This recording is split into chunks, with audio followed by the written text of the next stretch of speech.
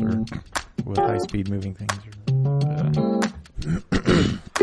Well, I guess we can welcome you to the pod. Well, thank you. Welcome once again. Welcome to the podcast. Is this episode 2 with each other? I think we've done this twice. I think we've done Or is this our second? Twice officially. I think this may be our third, but I don't know if I ever posted the first. Oh, okay. I think. Or it didn't make it, I don't know. I think there's only one of you.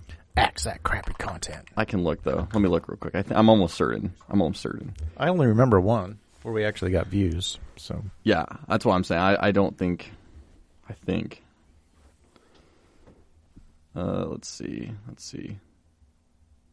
What are you guys doing? Okay.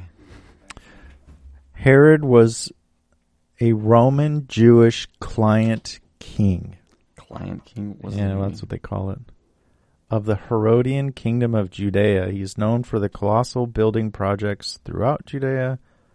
Among these works are the rebuilding of the Second Temple in Jerusalem and the expansion of its base, the Western Wall. So, and he was significantly after Nebuchadnezzar, by 600 years, you say? Yes. All right. So Nebuchadnezzar would have been Old Testament? Yes. Yeah, right?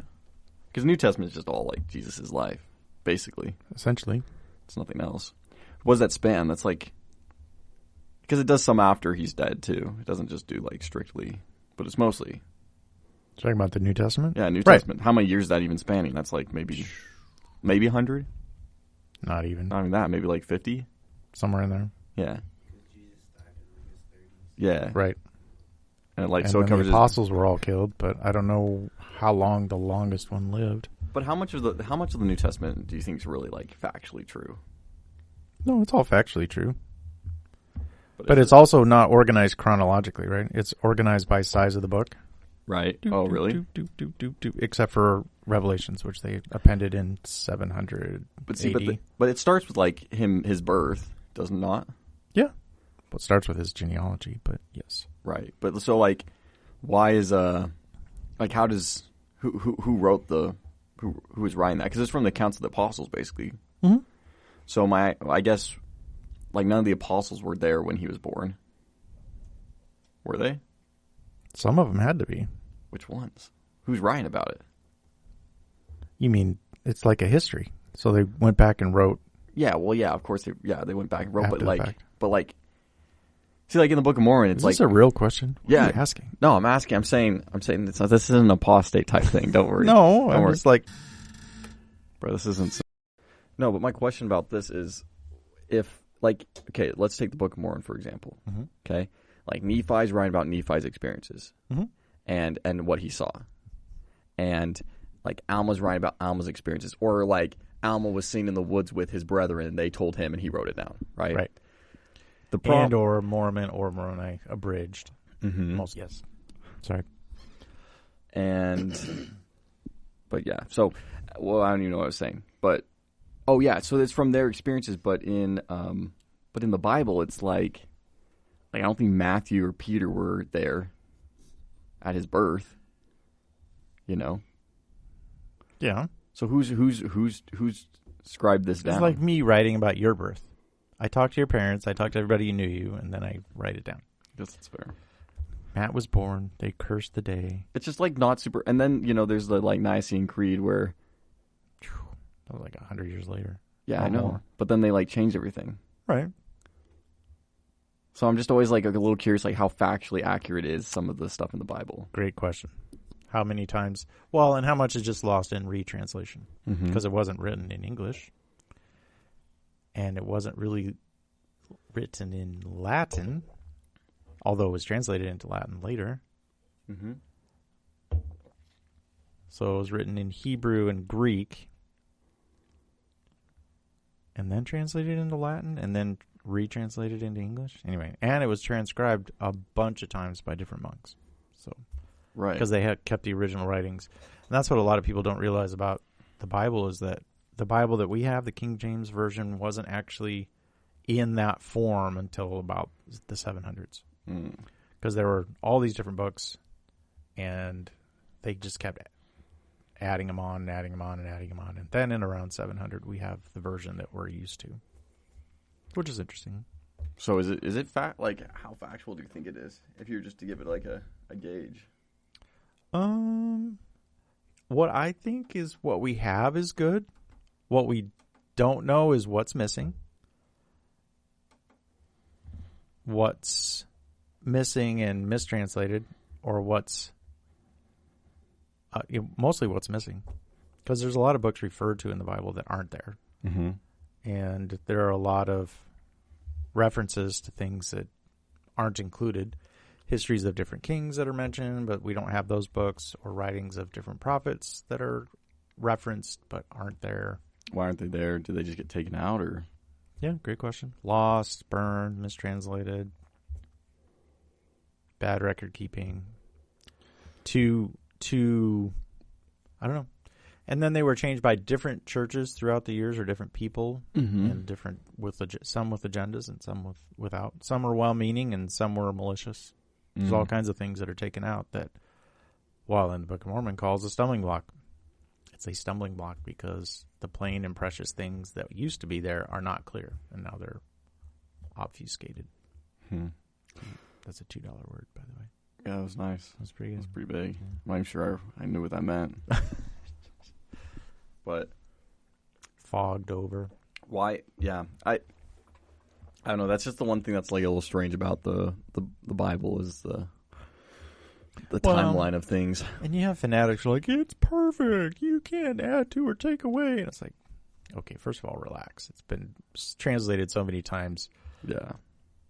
Well, similarly, and I know people don't want to talk about that, but if you were to go back to the gold plates and retranslate the Book of Mormon into modern English, it wouldn't read the same. Yeah. It would have the same intent and the same meaning, but it might be even more clear. But the good thing about the Book of Mormon is we have dictionaries and stuff from that time period, and so we can go back and say, well, what do they mean by this word? And it's like, oh, that's what they meant. Yeah, that's true. Yeah, I guess there is some factual pieces to... Yeah, because you do have some tie between the Book of Mormon and the Bible, too. You have some pieces there that tie up and equal the same. Hey, Gunnar, can we turn down that light just a bit? I think I'm just looking at the camera, and David's getting, like, light blasted. Blasted out. Yeah. I'm already pasty white as it is. That's pretty good, yeah. Much better. Thank you. Yeah, there we go. Yeah, so I don't know why we got into that topic, but I just think that's kind of a little bit interesting there. Because of you. Yeah, true. All right, tell me some... Liquid Death. Oh, sorry. Thank you for this, by the way. Are we sponsored? Liquid Death. This is sponsored by Liquid Death. Yeah, it's pretty good. I think everyone thought, like, when this first came out that it was some sort of beer or whatever. Because it looks like looks like an alcoholic beverage. 19.2. What? It also sounds like an alcoholic. Yeah, it sounds like something you're going to, chug. Yeah, it sounds like something at a college party. But yeah, it's just sparkling water. They have a water one too. It's just like straight up water. So it's kind of. And they really did it because they were sick of plastic, and because this is recyclable. So you have to go read their mission statement or whatever. But that's why. Why Liquid Death though? Do we know why? Death to plastic. Plus, it's catchy. Can we look that up? Liquid Death. Why they call Liquid Death? I want to find out. Because I just like it's kind of interesting, Totally. Because of all the water company, like, because it's kind of risky. You'd think. Like I never would have looked at this and thought it was water. Why is it called Liquid Death Water? Yeah, what's that about?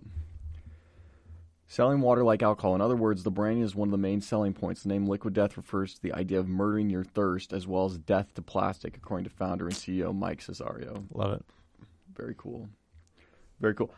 I wonder if that was, because that seems like kind of a risk. Because I didn't know this was water for a long time. Right. I thought it was alcohol. Even though it says flavored sparkling water on the front. Well, yeah, but like, that's like so small. You're reading that from the fridge? 6-point font. The first thing you see is Liquid Death. You're like, oh, okay. What's in it? Water. Recycle or die. That's funny. Carbonated water, agave nectar, citric acid, natural flavors. Yeah, it's real good. Watermelon. It's awesome. Paprika. It's pretty cool. This might be my favorite seltzer out of the ones I've had. Just because it tastes good. It's really, yeah. Because some are like what was that one? It was LaCroix. I don't really like LaCroix. Oh, the bubbling water. Yeah, I don't mind it. It's like a lot. Oh, I'm so tired. Why? Working that night shift? Working the night shift up till midnight. Anyway. Yeah, you said you had good stories from the Uber. Yeah, I got a ton of good stories from Uber. All right. Oh, mercy. Well, so I've been Ubering for almost a year now, coming up on a year. Mm-hmm. I'll tell you what I tell most people. 99% of people are cool. They're just great. They're just people. They're trying to get from one place to another. It's a great service. It's convenient. It's cheap. Let's do it. Yeah. They want to go drinking. They don't want to have to worry about a DUI. Perfect. Love it. Of the 1%, most of those are okay. I try not to work too late past midnight because then you get the dedicated drinkers, like they're hardcore. Yeah. And I definitely don't want to close down the bars because that's a whole different breed of people. But people who are done by 10, 11, maybe 12, normally they're pretty okay. You want the hot chicks that had 1 or 2 shots and are ready to go. Yeah. I mean, you're married, but... Well, I've taken performers to various adult clubs. Oh, performers. Oh, yeah. They're just normal people. I'm just like, okay. Hop on in, ladies. Let's go. No, it's interesting. That's a classy way to say it. Performers. You like that? Uh-huh. Mind if I, Jenny? What time is it? What time's the club close? No. Do I get free tickets? Yeah. No, I'm definitely not a creeper because there are creepers. In fact, I was talking to one last week, and she was telling me about all the creepers that are Uber drivers that take her to work. Yeah. And she's like, oh, yeah. He's like, I'm a Christian, and we need to cleanse you, and we need to have a one-on-one session. And I'm like, what? I'm a Christian, and we need to cleanse you. I was like, whoa. And then some other guy's hitting on her. He's like, what time do you have to work? And anyway, whole other thing. Anyway, they're interesting. Man, why you got to bring the Christian faith into that? Come on, man. Dude. Don't do us like that. Yeah. Christ has been through enough. So cool. So wrong. All right. So when I was on my third week, and I think I've told you this story, but sometimes people get rides for other people. And so I went to pick up somebody, and then halfway there, they're like, hey, this ride is for so-and-so, and make sure you go here so you don't miss the turn, blah, blah, blah. So I get there, and there's some guy kind of milling around. Yeah. And I was like, oh, maybe he's on his phone. He's not ready yet. So I'm just sitting there waiting. He finally comes over and knocks on the window. And so I confirm, and he's like, yeah, it's me. And so I unlock my door. And this is on the border between Scottsdale and Tempe. So not a bad area. Right. So between the time I unlock it and he sits down, 5 cops come out of nowhere. I have no idea where they were. Guns drawn, 2 pistols, 2 rifles, police dog, yank this MFer out of my car, throw him on the ground, screaming the whole time, get on the blanking ground, get out of the car. All this to you too? No. Just the guy. Just to the guy. All right. They were definitely casing the place trying to get this guy. And I mean, they're yelling at me, but they're not like, get out of the car. Right. And you had just dropped him off at his place. No, I was there to pick him up. Oh, pick him up. Yeah. Why were they okay? Did he come out of the house? No, he was already between the apartments, waiting. So why did they wait till he was in your car? Not sure. Yeah. Unclear. So you're like, man, why are you gonna draw me into this? I know. So I'm just like, I give up. Right? I'm just sitting there like, in my head, it's like 3 or 4 different thoughts. First of all, it's like, this is like a movie. There's like cops coming with their guns drawn, pointing at my car, not at me. You're like, the weed's in the back, guys. I'm sorry. Yeah. I'm just kidding. I didn't do it. And then there's another part of my brain saying, well, they're not here for me because I haven't done anything. So I'm just going to wait and let them sort this out. Yeah. Figure it out. And then the 5 guys that are running around, they're totally hopped up on adrenaline, just screaming. And the cops? Yeah. So then when the sergeant comes over, totally chill. It's like all the cops are totally chill. No. Just the sergeant's totally chill. Everybody else is all hopped up. He's just like total, 20-year veteran. Yeah, he just not my first time. It's not my first rodeo. So who are you? I was like, I'm the Uber guy. And he's like, let me see your ID. And I go, by law, I have to tell you that I'm a concealed carry weapon permit holder and I have a gun in my car. He's like, I'm not worried about you. I'm like, okay. So he comes back later and he's like, yeah, that guy was a bad guy. We're not here for you. He had $100,000 in outstanding warrants and we're going to take him away. I was like, did they tell you anything besides that? No. Just in warrants? Okay. No. And the kicker was, first of all, I didn't get paid. That sucks. Which totally sucked. Like, and can I have a percentage of that warrant? Yeah, right. And then the gal, I assume she said her name was Stephanie, the gal that ordered the rides, like, did he not show up? And so I was like, the police came and arrested him. Sorry. Who ordered his...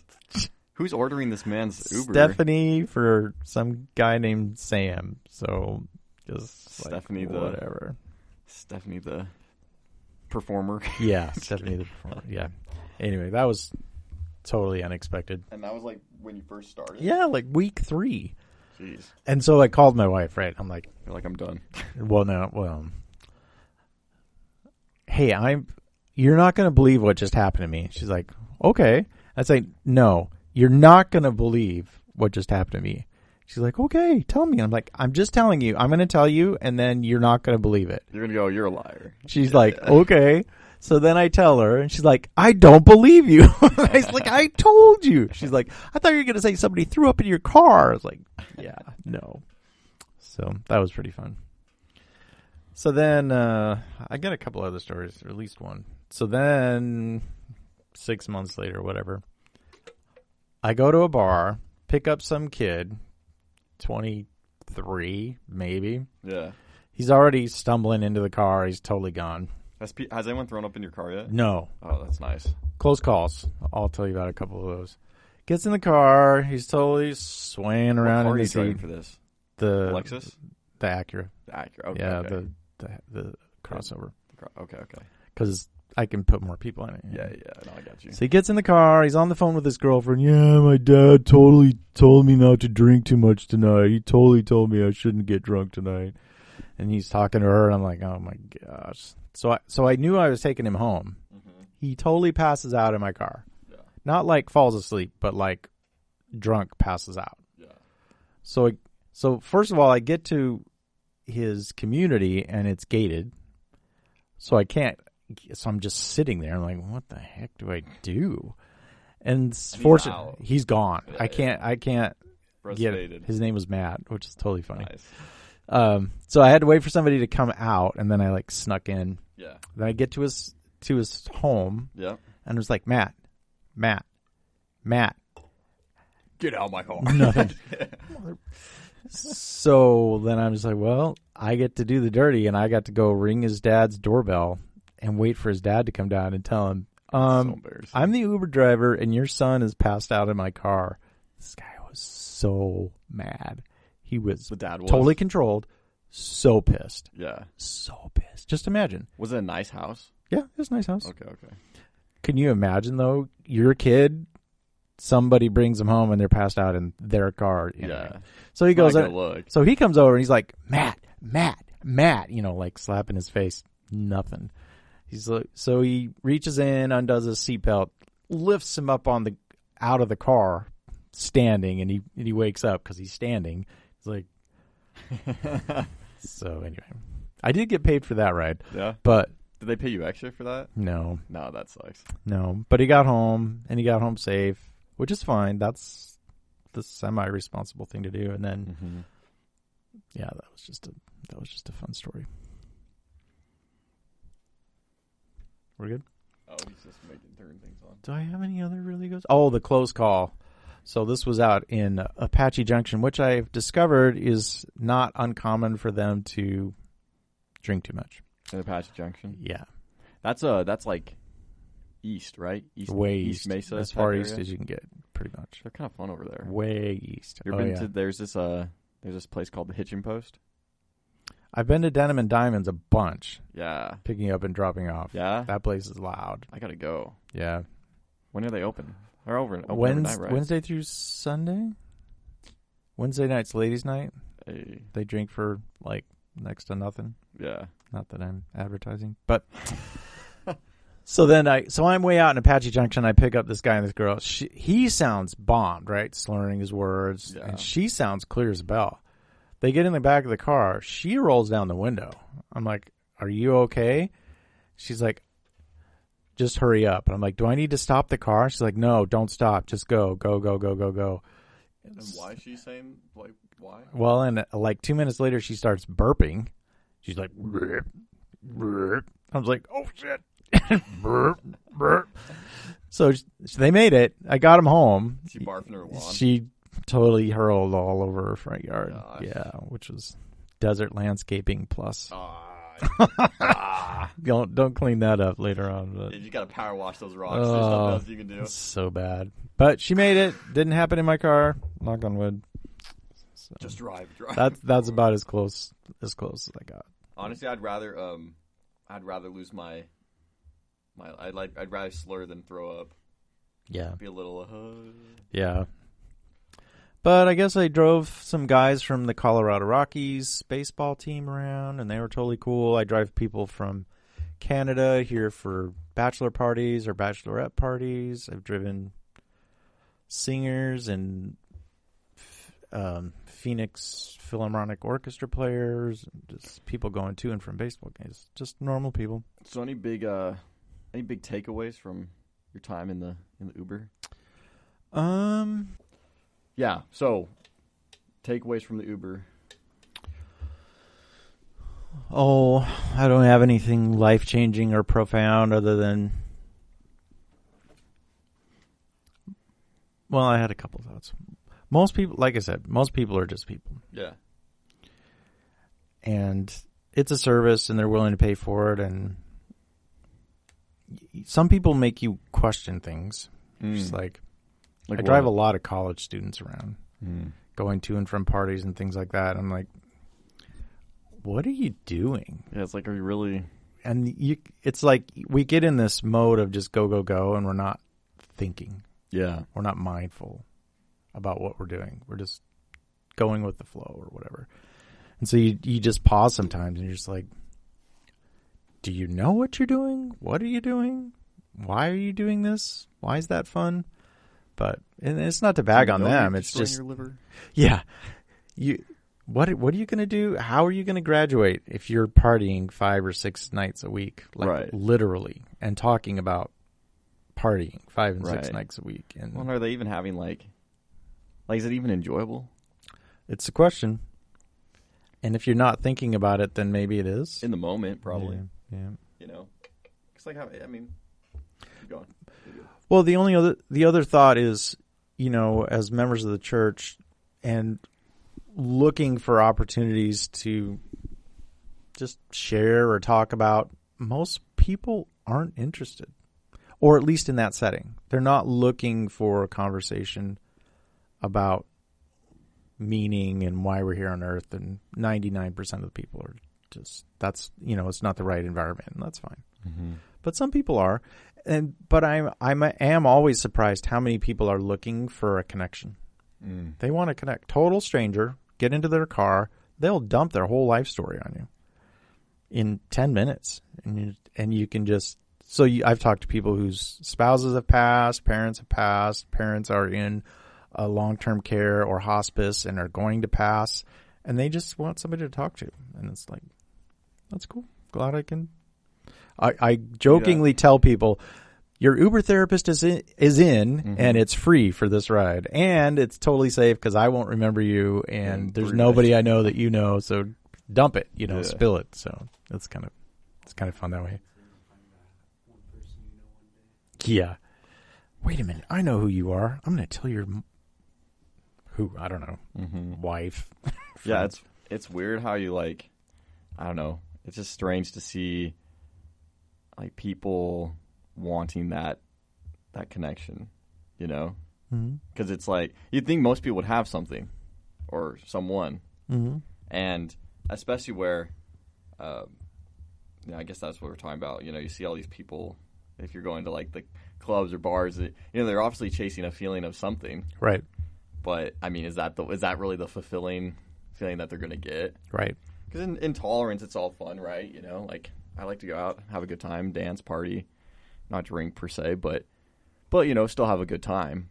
But yeah, if you're always seeking that, maybe there's something deeper missing.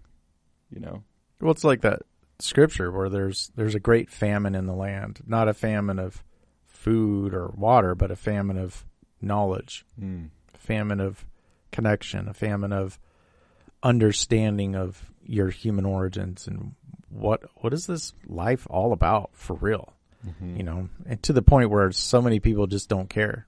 Yeah, which is unfortunate.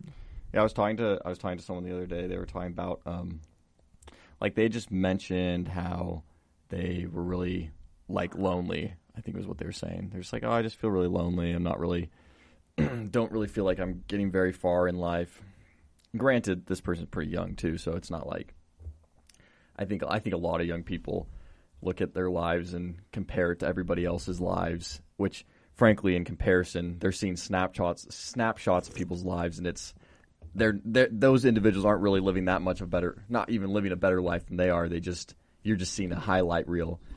And so but anyways, they were really upset, and they were just feeling like, man, I'm not where I want to be. I feel like I'm lonely. All these things.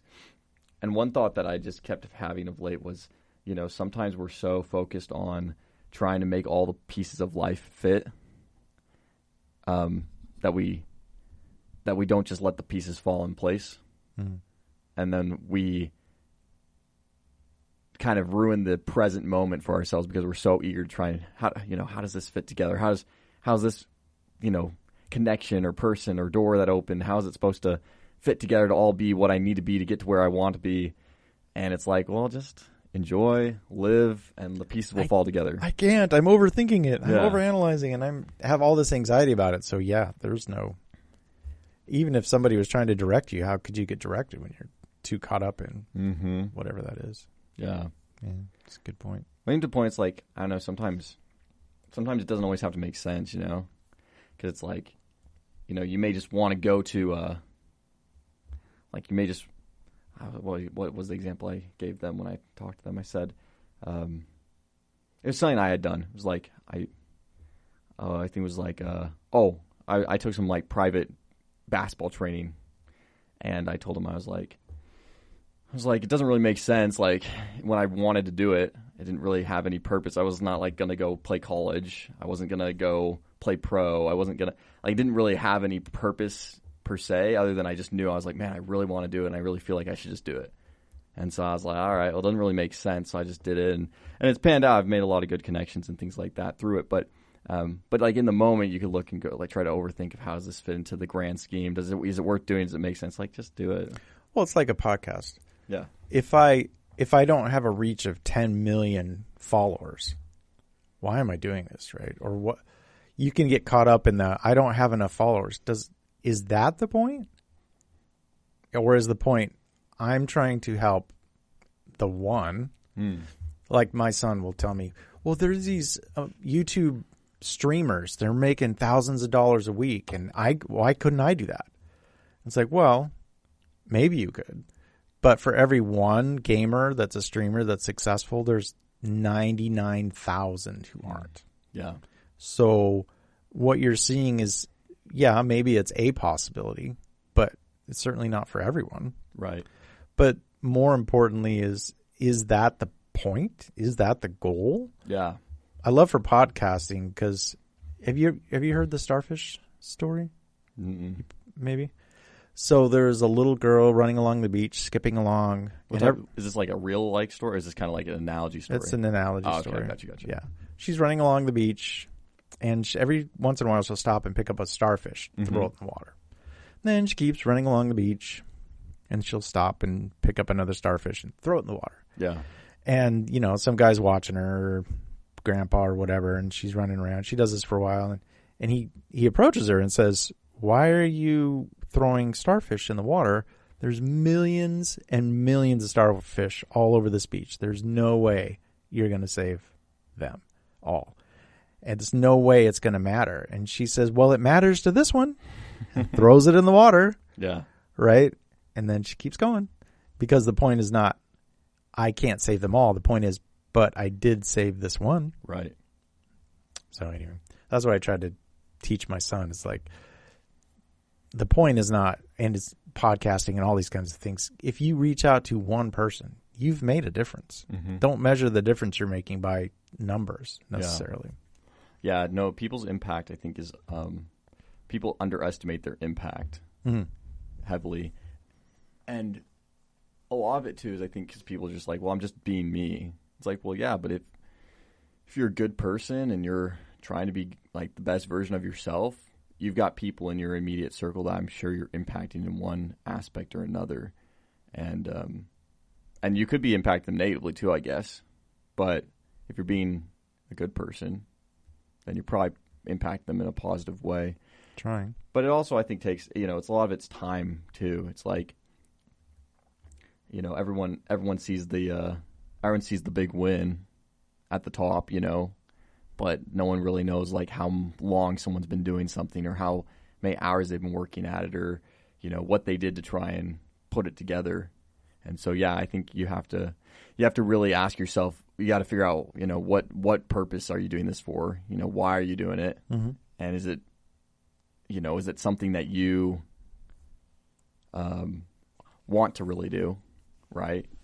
And then it's like, are you willing to just continually do it because you want to do it and you like, the impact of what you're doing and are okay with that? Because if you're, I think on the podcast thing, actually, I read it was like 99% of podcasts don't make it past their 21st episode. And so if you can make more than 21 episodes, you're in the 1% of podcasts.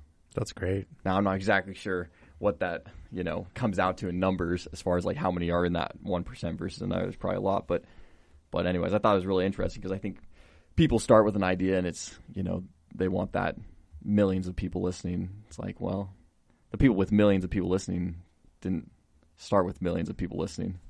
Started with one. Start with you. What's the goal? Is the goal I only measure success at the end?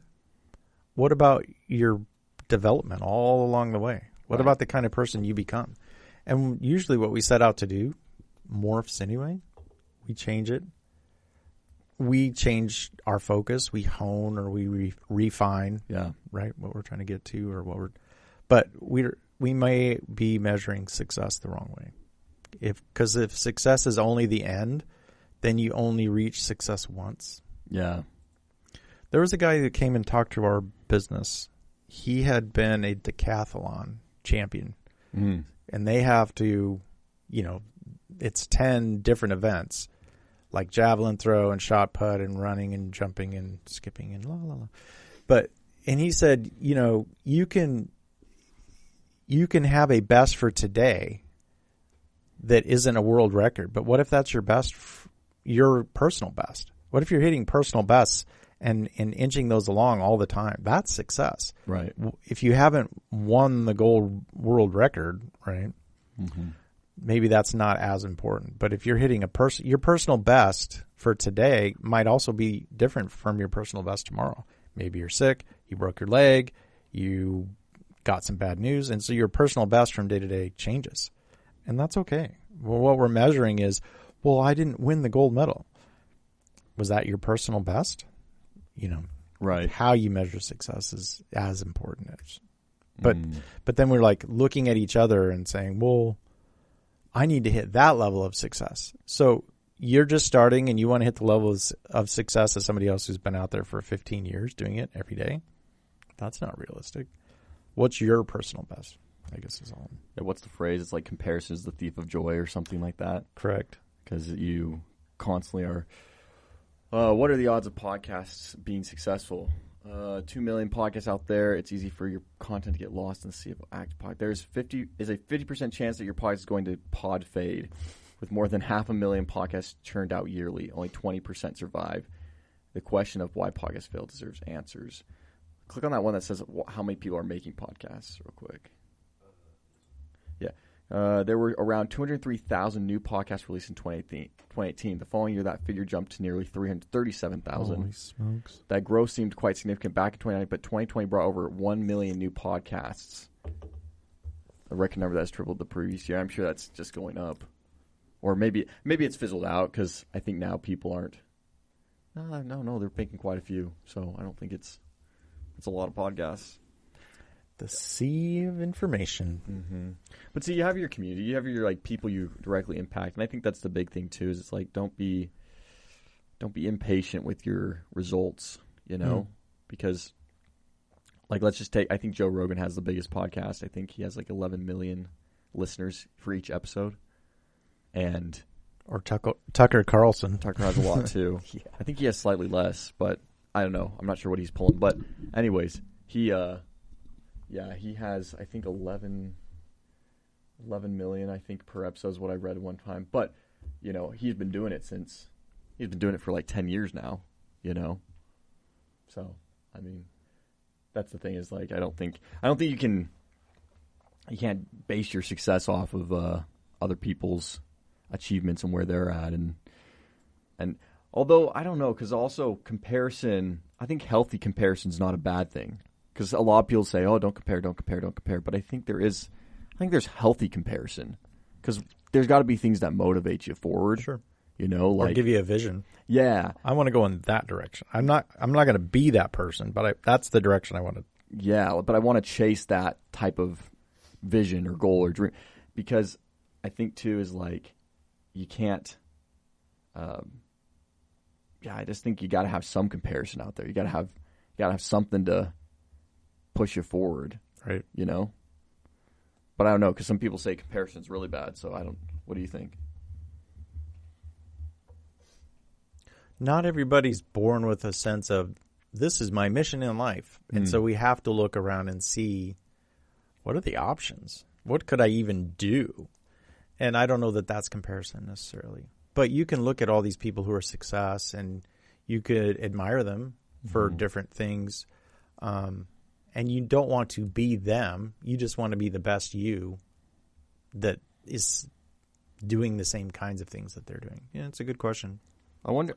I feel like comparison's not good for people with a weak mental disposition. Sense of self. Yeah, sense of self-worth. Because you'll instantly see someone else having success in something that you maybe want, and that quickly turns to envy, and that envy turns into self-loathing and self-bitterness versus that's why I had some people ask me, they're like, do you get jealous?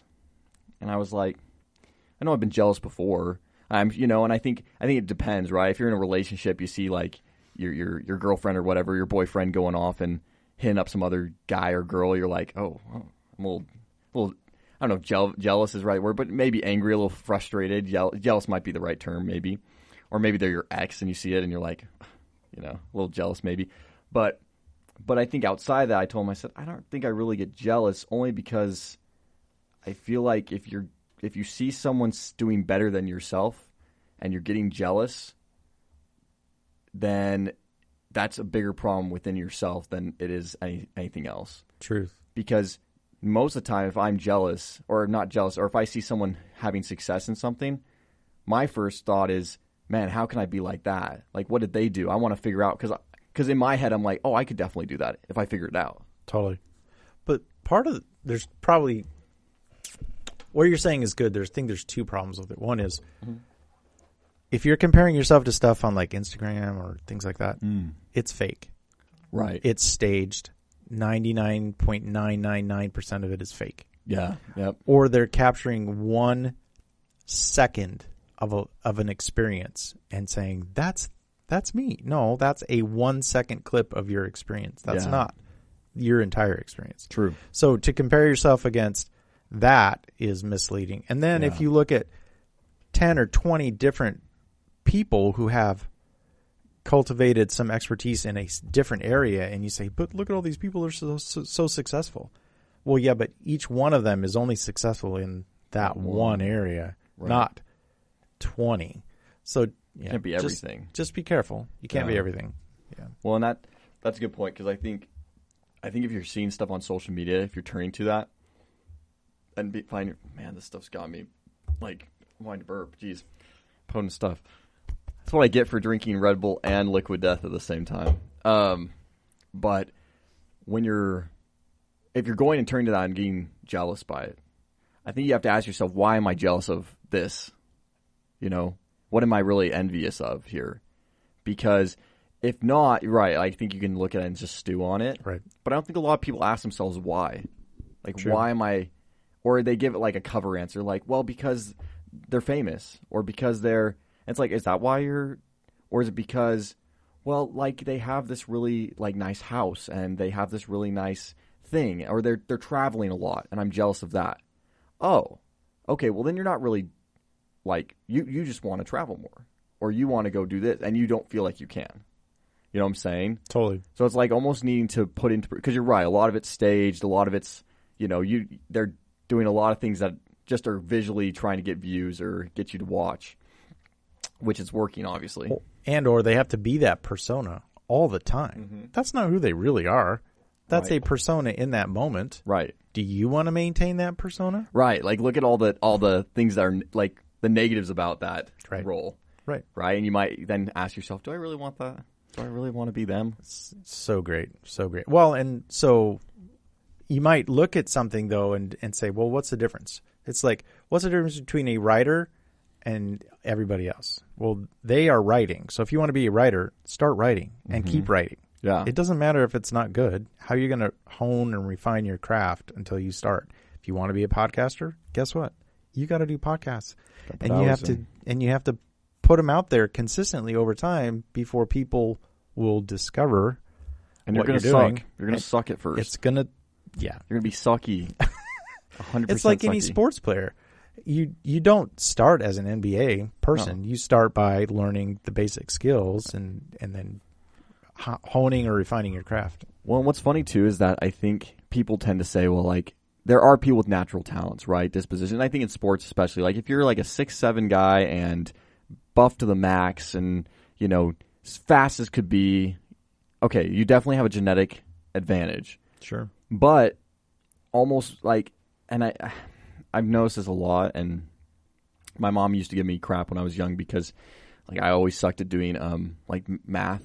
Like, they had the timed 1 minute to do 60 problems. Yep. I still don't understand why that's even a thing. Like, have you ever had to solve 60 problems in 1 minute? Not since in then? real life. Yeah, dumb, Right. dumb. Kindergarten, stop pushing this. Okay, elementary needs to stop. But yeah, I remember I was just sucky at that. Like, I was so bad. And my mom always was like trying to help me get those down and figure out how to do it. And I would tell her, I remember telling her, I was like, she was like, yeah, well, these other kids, they're getting it down. I was like, well, they're just naturally gifted at it. And she's like, no, they're definitely not. And so she's like trying to tell me how, like, they've definitely practiced. And I was like, no, they're just gifted. And she's like, no, they've practiced. And she was right. I think they did practice because, like, even when you look at people who maybe enter the scene and they're a little bit more, like, they stand out above everybody else, you know, whether it's in sports or podcasting or performing or whatever. And it's like, wow, they've come into this scene and they're, like, better than 90% of everybody here. Like, if you look at their history, even if they weren't doing that thing, I almost guarantee they were doing things that make them stand out. That's right. You know, like, you know, let's say it's podcasting. Like, maybe they were doing sales or talking a bunch before that, so they have this ability they know how to talk. You know, they've been practicing. May not have been in that vein, but in preparation for that. So, Okay, you have some skill. yeah. Well, I'll give you an example. If you look at Julie, my wife, who sings professionally, she had an average voice. She was not super gifted vocally. She wasn't. People look at me and like, oh, how could you talk about your wife like that? Should we just cut that part right there and send it to her? Yeah. My wife has Julie, an average voice. You're not gifted. You're just average. You're not talented. But what separates her, and I'll talk about this curse of the gifted because there's this whole other thing. What separates her from millions of vocal students and teachers is she practices every day, 7 days a week, 2 to 3 hours. She practices. That is what sets her apart. She's accumulated well over 10,000 hours of singing performance, Right. which makes her an expert, makes her gifted, not gifted, makes her I don't even know what the right word is. Accomplished. Stand out. Yeah. Yeah. She has achieved a zone of genius in that by putting in the time. Mm-hmm. And so there's this curse of the talented that they talk about that says the people who become the best sports players are not the most talented. They are the people who put in the most practice. Right. It's just the way it is. And oftentimes people who have a natural talent don't put in as much practice time and they fall out. Now, some of them make it, but it's a combination of having talent and then practicing. Right. Because you can take 10 people, 1 with talent and 9 without, and if all 9 people without talent practice, they will surpass a person with natural talent right. if that person doesn't also right. practice. Well, because they've been relying on that natural ability to get them through, and right. And once you get to a certain level, if you don't. Yeah, and if you can do those 10,000 hours, you will be an expert at whatever it is you're doing. Right. But 10,000 hours, so take the Beatles. The Beatles were a tremendous English rock and roll band. The thing that set them apart... Whoa, rock and roll, are we sure? 60s rock and really roll. Count 60s rock and I didn't say screamo heavy metal. Right. But what their manager or their promoter did is he put them on the street. Those guys practiced 8 hours a day on the streets of England before they were anybody for years.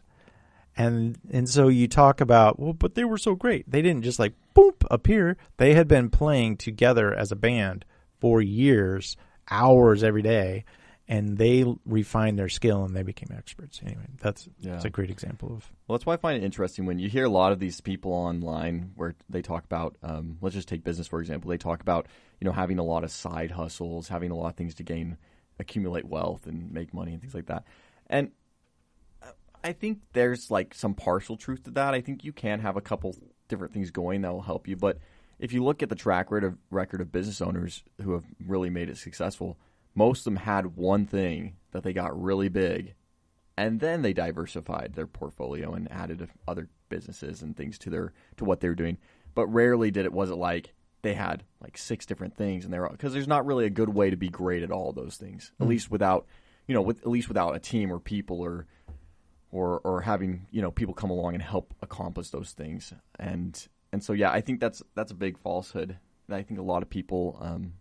Definitely young people think is like, man, I gotta have my finger in so many things so I can be, so I can make it. And it's like, well, no, I think you need to like, you can try lots of things, but then you got to pick something that you're like, I'm really gonna go after this, and I'm really gonna try. And if you do choose to do multiple things, you just got to realize that you're probably going to take longer on all of them to get to where you want it to go, depending on what that is. Truth. Facts. Yep. If you want them all to be great, you're going to have to put that much effort into each one of them. Mm-hmm. And there's only so many hours in a day. Right. And that's why I think a lot of people do talk about being, like picking your strengths, like looking at yourself and deciding, okay, where do I really shine, and what could I really, where do I already have some natural knack for this and ability and 20 or 30 plus years of kind of building that already. And sure. You know what I'm saying? But even if you don't have knack or ability, what are you interested in? Yeah. Because sometimes if you have passion or interest in an area, that can fuel you why you get the expertise in that area. Because if you don't have passion and vision and drive for that thing, when times get tough, which they will, you'll stop. Mm-hmm. And sometimes you need that vision and passion to fuel you through the hard times so that you can get to. So how do you pick? How do you pick something you're really interested in? Because I think that's a hard part for many is identifying what do you really want to chase and do. So I would 2 or 3 things. First, sometimes you can't see it yourself. Sometimes you can't see it in yourself. Ask other people. Hey, what am I good at? What is it that I do naturally that I probably don't even see? And listen to that. So that's one. Because I will tell Julie, yeah, but what do I really like? And she's, you're totally this. I'm like, am I though? And she's like, yes, you are. You need to listen to me. I see how you interact with people. This is totally your personality. I know you. Go do this thing. You don't see it in yourself. You're really good at this. Trust me. So sometimes get an outside opinion. Second thing is I would abandon the idea that there's one thing in life that's your calling. There might be, but that's like 1 in 100,000. There's a lot of really cool things, and you can do almost any of them if you put in enough time and effort. These cameras, but go ahead. Sorry. Sorry. What was the second thing? You were saying sometimes people will tell you, and then the second thing is to abandon the idea that there's one perfect thing for you. Right. Now, there might be, but usually not. You can pick anything and make it work. So you might have natural talents and abilities. Okay, fine. But there's not one thing. So I struggle with that a lot. Well, what job should I pursue? What degree should I go get? What should I do in my life? And you just struggle because somewhere in my head it's like it has to be the perfect thing. It has to be the thing. Right. Just get rid of that. Just, if you like it and you're interested in it, go do it. Who cares? Yeah. So I think those two things are probably the most important things in terms of guideposts. Get outside, get people that you trust and appreciate and respect, and have them give you some guidance. And then try and get rid of this idea that there's only one right thing. The other thing, and I think we've talked about this one before, is it used to be you would go get a job and do that job for 30 years and retire. Yeah. That is over. Yep. That is dead. That whole go to college and get a skill and it'll last you for the rest of your life, that doesn't work. It's over. It's dead. Don't even worry about that. But you can go to college and get a skill. It'll last you probably 6 years, maybe if you're lucky, maybe 8. So be prepared to go back to college and get more skill and do another job, because our whole economy has become way more segmented.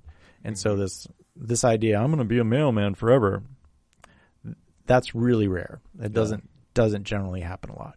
But go get some knowledge and learning and skill. So when I drive people around at Uber, I talk to a lot of young people, and I'm just like, well, there's only 4 or 5 ways to make money. One is go to college and get a skill and go make money in that, but be prepared to go back and do it several times. Go to trade school, which is shorter and gets you money faster, but you may learn a trade and then have to go back and learn another trade and so on and so forth. Join the military. That's great. They're going to pay you to learn a skill, and you will retrain in different skills throughout your careers. And the last one is really start a business. Yeah. Which may require you to go to school and get some skills and then go start a business, or not. You can always start a business and be struggling and then go get some knowledge to make it more successful. But generally that's it, unless you come from trust fund money, which none of us do. So yeah, those are kind of the main. Yeah, those are the main ways to kind of go. Mm-hmm. Yeah. Or just go get a job and you're going to do that job forever. Because, you can make money in the food service industry right away, but that is not going to propel your life. Not really. Not in the way you want it to. Well, I think it's interesting too, like people, I think we all want to leave like a legacy behind or do something great, Mm-hmm. At one level or another. I think some people generally just don't give a frick. Like, some people are like, I don't care if people, But I think in most, like, people want to make an impact, right? But I think sometimes that desire to make an impact almost stifles, like you said, the ability to choose what you're going to do. Because, like, and even to think about, like go back, like, 3 generations to, like, your great-grandparents. I don't know who those are. Mm-hmm. I have no idea who my great-grandparents are. Not really. So, like, to think that in 3, in 3 generations from now, like, people aren't going to remember who I was, most likely. And so it's like people really, like, they're doing their own life. They're focused on trying to move their balls forward. And so you just need to, like, realize, like, you got to do the same. Like, don't let all these, like, little concerns and worries and stuff give you hiccups. Like, just look at it, pick something, do something. And yeah, it's like, what do you enjoy doing? Have you heard of the Y test? The Y test? Yeah. Connor, could you look that up, the Y test?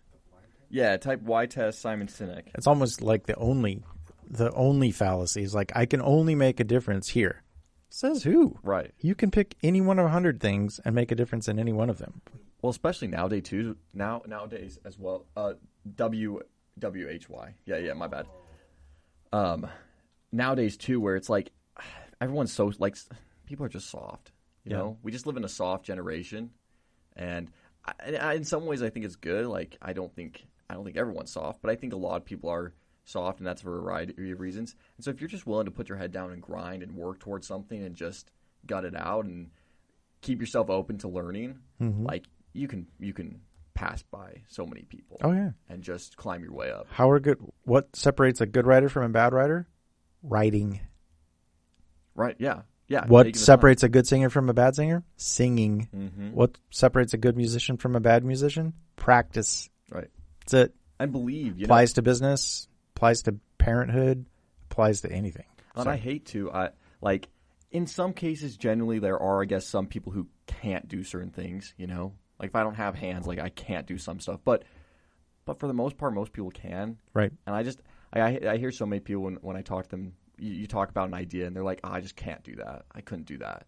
I'm like, well, yeah, here you can't. Right. Because you've decided you can't. Like, you don't have that skill or that ability, or you're not wanting to do that. So, like, if it's I don't want to, then you should say that. Like, I don't really want to do that. I have no interest in that. There you go. But people so often say, oh, I can't do that. I couldn't do that. That's not where I'm good. And sure, maybe that's not your You're natural, not good today. Yeah, maybe that's not your natural instinct, or that's not your natural go-to. But like, if you take the time to really want it and desire it and go after it, like, you can do just about anything. Yep. It's true. No, this Y test thing, it's, let's see. Type in Simon Sinek real quick with that. Y test, Simon Sinek. What you said about your wife, like getting advice from other people on your... No E. Yeah, no E, yeah, my bad. And then S. There you go. S-I-N.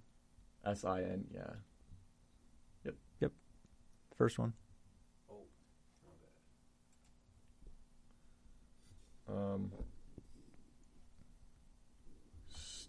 Click this one real quick.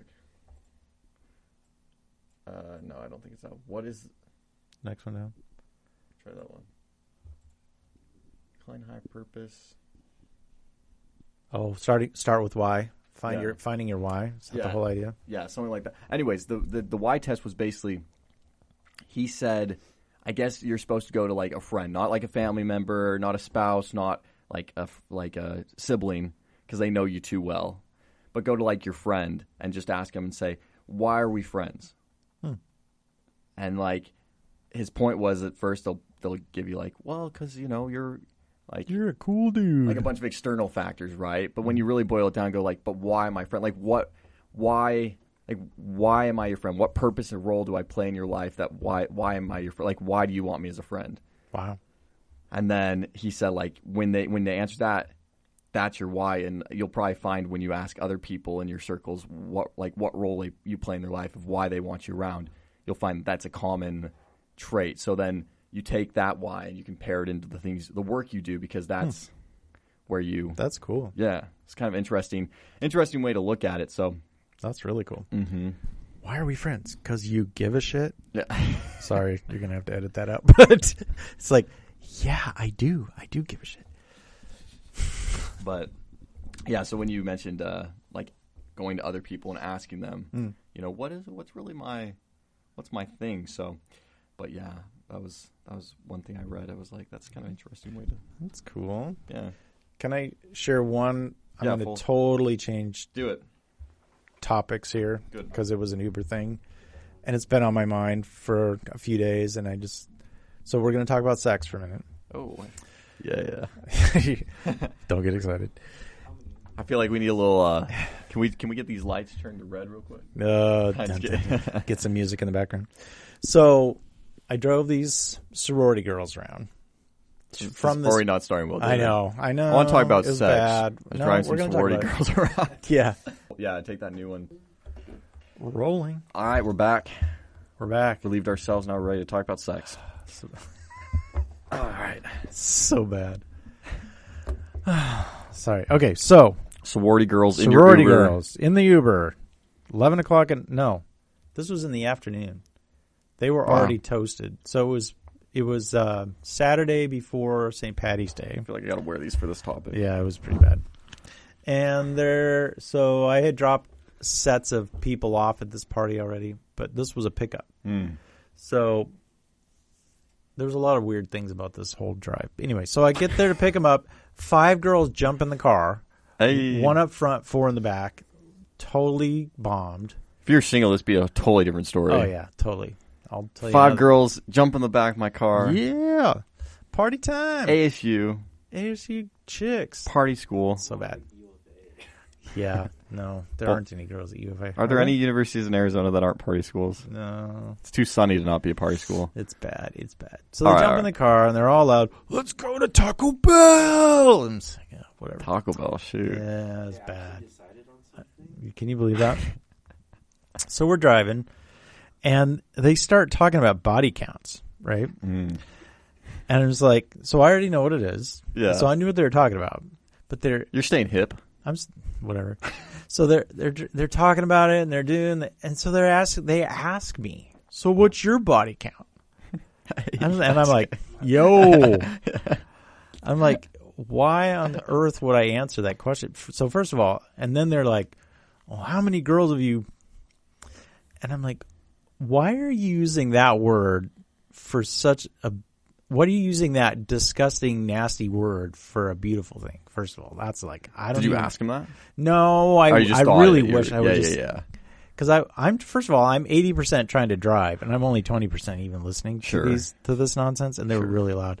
But they're like, body count this, and I got this body count, and they kept asking me, and I said, it's not a contest. And that shut them down. Oh, when you shut said them that? up. I was like, it's not a contest. What are you trying to do here? Yeah. Why are we even talking about this? Yeah. Yeah.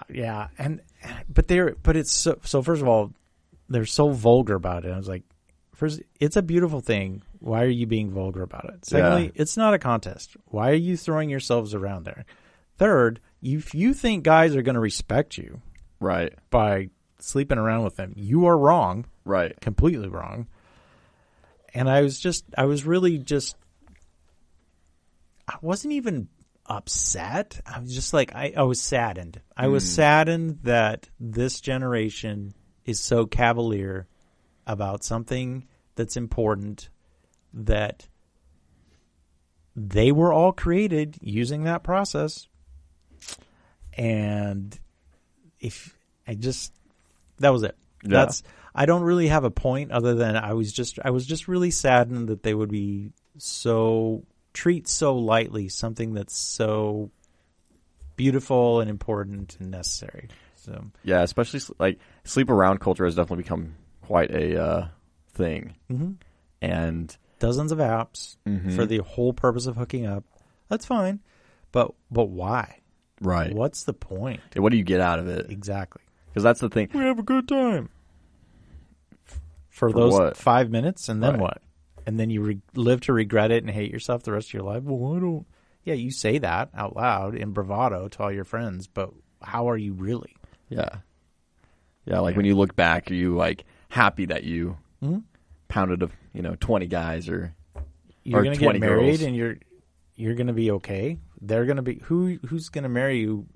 Well, I think that's why we see accepts that. the rates of marriage and the age going up, And I don't think it's because I think it's twofold. I think it's one, obviously, because if you're just carelessly sleeping around, your focus, that's your focus. Is I'm out here, I'm having a good time, I'm going to sleep with as many people as I can, I'm not going to take life serious, like I have so much to just live for and I don't need this person, I'm just here to use them and they're going to use me. Yeah, then the basis for a good relationship is already out the window. Right? Because you've already decided I don't need these people. Yeah, and how is that going to change in you where you are now looking for somebody significant and serious when that's how you're living your life? How is that going to change? It's not. No. How can that change in you when you're not being that? Right. Yeah, that's a good point. And then lastly, I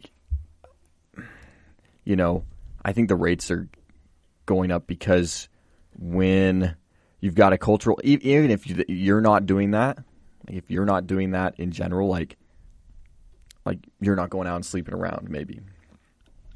When you live in a culture where that's become the environment, you start going out with enough people where you have these negative experiences where they're not, as a culture, they're not focused on those things anymore. Whether or not they're sleeping around with tons of people, the focus is now, well, I'm focused on, becoming, getting my career all figured out. I'm focused on making tons of money. I'm focused on traveling and living traveling the world first by myself. All the focuses are all skewed to where, because you could ask yourself, why can't you travel the world with somebody? Why can't you build a life with somebody? Why don't you? Well, it's the me culture, right? It's all about me. It's like, and that's the hollow way to live. Mm-hmm. And so, and the hard part is, I think, at least from a guy's perspective, once you start going out with enough girls where that's the mindset, you start as a guy going, I ain't doing this. I'm out of here. Right. I'm not going to marry some selfish girl who's going to focus all on herself. Or vice versa. Or vice versa, I'm right. I'm not going to marry right. some guy who's... Right. It's not one way or another, but yeah, I think that's where... And it's funny, I think you start seeing right now a lot more... almost an extreme shift in cultures, because we've seen so much of the go out, sleep around, party, screw around type lifestyle, and now you're starting to see more of the trend of trad wife, traditional wife. I want to be at home. I want to please my man. I want to and I want to go provide for my wife. I want to go provide. I've seen a big trend in almost like we see a lot more like old Western styles coming out, like jeans, boots, that type of being a popularized style. Counterculture. Mm-hmm. Yeah. And so, and I think that's the interesting part of culture is it's like it always is swinging from extreme to extreme. Seems like. Well, and what I described is an extreme. Right. Because not everybody at college is doing that. Not everybody thinks that way. When you're drunk, which they all were, it's easier to fall into whatever direction the river's going. It's so easy to jump in there. So, I mean, that's an extreme case, but it was... Go ahead. No, but you make the point, too, is like, if the extreme's all the way up here, right? Like, maybe you're not that extreme, but there's a whole lot of people on that downswing. So even if you're here or here or here or here or here, back to where the balance is, there's a lot of people between the middle and extreme. That's right. And when it's that high of an extreme, even the middles, if you're looking for someone who's like, can we get to just a nice, balanced person here? Well, go talk to those people in 20 years. Right. You're telling me you don't have any regrets about that. Right. They all do. Mm-hmm. All of them. Yeah. Well, how do you fix that? Is there a fix? Or is it just kind of as a self-resolving type situation? It's a great question. Of popularized culture and... Well, first of all, you have to be aware of it, and then you have to choose where you're going to be. There's no fix. There's just individuals making conscientious choices and decisions how to live. Yeah. You can't fix it because anything external you try to do on it, they'll resist. So all the fix has to be internal, and it's all one by one. You're only winning hearts and minds one at a time. You're not going to sway the masses because they're already a mob mentality. So here's a question for you. I think there's a lot of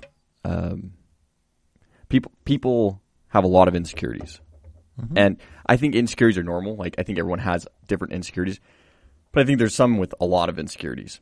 And how do you take something that maybe as an individual, if you don't have a lot of self-love for yourself, that was kind of repetition there, but if you don't have a lot of self-love or a self-confidence or self-belief, but you're trying to have it, how do you build that? And how, more importantly, do you not create a fake persona trying to gain that? Because I think a lot of people, where if they don't have it and they want it, in their attempt to try and get it, they just become a fake persona of what they think everybody wants from that, or what that should look like, rather than being a genuine version of themselves. Is that something over time that... Well, we all do that a little bit. A little bit. Right? Because none of us are 100% sure of who we are until we try on different things and to see what fits. But it's also, we talking about normal people? Yeah. Or are we talking about people with maybe on the spectrum have a little bit, are leaning more into the, I've got mental health issues and I really need some professional help. I need to talk to somebody about. So is your lack of self-esteem, it kind of depends on where you are. Because if it's just normal lack of self-esteem and you're trying to grow that, then what's your support system? Who is it? It may be your parents. You may not have parents. It may be your grandparents or maybe a close relative or really, really good friends. And before you say, those are my support system, look at how they're living their lives. Right. And are they stable, healthy, normal? And if so, great. Yeah. Use them as your foundation to build on. And as Christians, sometimes you don't have those support systems and sometimes you do, but we also look to our Savior and to Christ to shore us up, knowing that he's going to love us no matter what, and no matter what mistakes we've made, and no matter where we're strong or weak in our lives and what we do, he's always going to love us. And that can give us an anchor and security that we can build on also. But I don't think there's any one thing. I think it's going to be a lot of effort over a long period of time. And it doesn't have to be Herculean, but it needs to be effort every day, consistently, over time. And then review your decisions. I made this choice. It was a bad one. It resulted in this. I'm not going to beat myself up for it, but I'm going to learn from it, and I'm going to try my best to avoid that one in the future. Yeah. And so kind of reflecting on what decisions and choices am I making that are good in my life, which ones are not, and then don't beat yourself up, learn from it, and try to improve. Do you know what's one thing I've noticed a lot, specifically in women? I mean, I think men have this problem too, but I've noticed this a lot in women, is a self-dislike. A lot of they just dislike towards certain aspects of themselves or traits they have, or just themselves in general. And I don't know why that is. I think I've got some guesses. I think girls tend to be more critical of themselves than sometimes men do. Mm-hmm. But I think men also can do it as well, depending on the aspects. But I wonder sometimes, how when you have a lot of self-dislikes, how do you overcome those self-dislikes? My initial thought, let me just get as a premise, and I want to know what your thoughts are. Mm-hmm. Do you pick things that you can start to, you take action on? Because I think sometimes there's it starts with self-loathing, some self-disappointments, things that you're just not happy about yourself, self-criticisms, and then those affect your confidence, which then makes you not want to go do things, not go achieve. Then you frustrate yourself for not achieving. Then it just kind of keeps spiraling, right? Right. So my thought is do you pick things that you are okay, I'm going to go do this. I'm going to take control. I'm going to take back control. Because I think it comes in waves too. Sometimes you have highs, sometimes you have lows. But it's do you pick things that you know you can control, you can go do, and then be very aware and give yourself credit and be you know what, look, I did this. That's great. I did this. That's great. But then I think sometimes too, talking about those waves is in the effort of trying to compensate for feeling, for constantly feeling a little bit of that self-criticism or self-dislike or self-hate, whatever you want to call it. People are told to, give yourself credit, be your best friend, be your biggest champion. But that almost then in public can turn into where it's over the top, where it's you get what I'm saying? I don't know if you've ever seen that where it's whoa, it's is this real or is this false? Is this If we're in one extreme, it's totally normal to go to the other extreme trying to figure it out. Mm-hmm. So I wouldn't worry too much about that. First, we've talked about a couple things. Yeah. One is comparison. Yep. Comparisons can kill you, so watch your comparisons.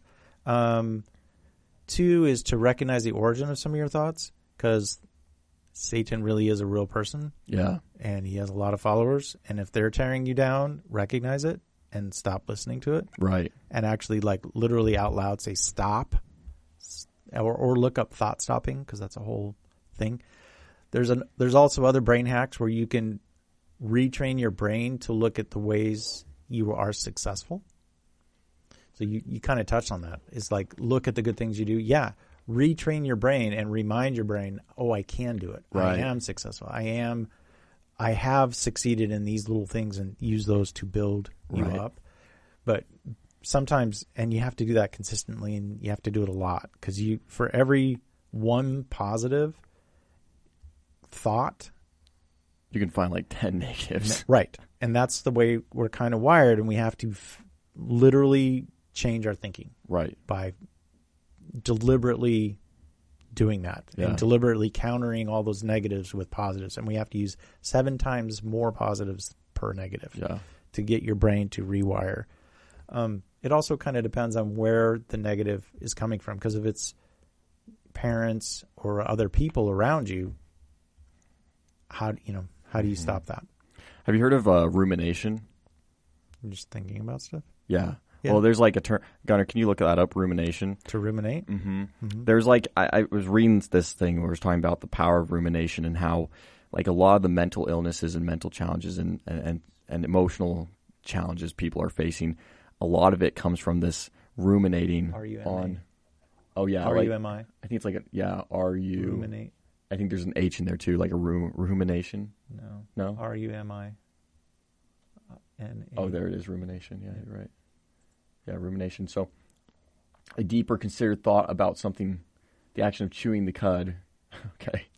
But anyways, they talk about how a lot of these emotional and mental challenges people are facing is because they give these ideas or these thoughts that enter their mind a lot more power than it deserves, right? Totally agree. And how, unfortunately, we've got a system for like therapy and counseling that in its most general sense is good, but these people a lot of times are being paid to sit there and ruminate on this issue.